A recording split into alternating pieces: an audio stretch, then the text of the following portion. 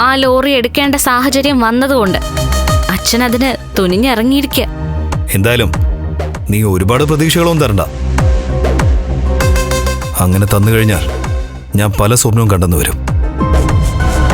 ഇപ്പൊ കാണുന്ന സ്വപ്നങ്ങളൊന്നും ഫലിക്കുന്നുമില്ല.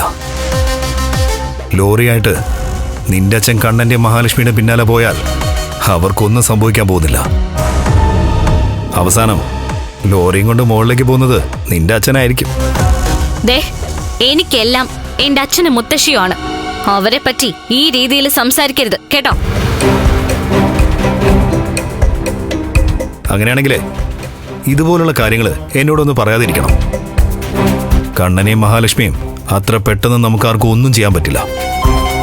അവര് അത്രത്തോളം വളർന്നു കഴിഞ്ഞു. പിന്നെ ഒരുത്തനുണ്ട്, ആ മാർക്കോ. അവൻ എപ്പോഴാ എൻ്റെ ദേഹത്ത് കൈവയ്ക്കുന്നെന്ന് ഭയന്ന് നടക്കുവാ ഞാൻ. ഈ നാട് മുഴുവൻ വിറപ്പിച്ചുകൊണ്ട് നടന്ന ആളാ മേഘേട്ടൻ. ഇവിടെയുള്ള ഒട്ടുമിക്ക ഗുണ്ടകൾക്ക് പോലും ഒരു സമയത്ത് മേഘേട്ടനെ പേടിയായിരുന്നു. എന്നിട്ടിപ്പോ എന്തായി? കിടക്കുന്ന കിടപ്പ് കണ്ടില്ലേ? ആരുമായിട്ടൊന്ന് സംസാരിക്കാൻ പോലും കഴിയുന്നില്ല. അടുത്തേക്ക് ചെല്ലുമ്പോൾ എന്തൊക്കെ പറയണമെന്നുണ്ട് മേഘേട്ടന്. മനസ്സിനകത്ത് എന്തൊക്കെയോ കൂട്ടിവെച്ചിട്ടുണ്ട്.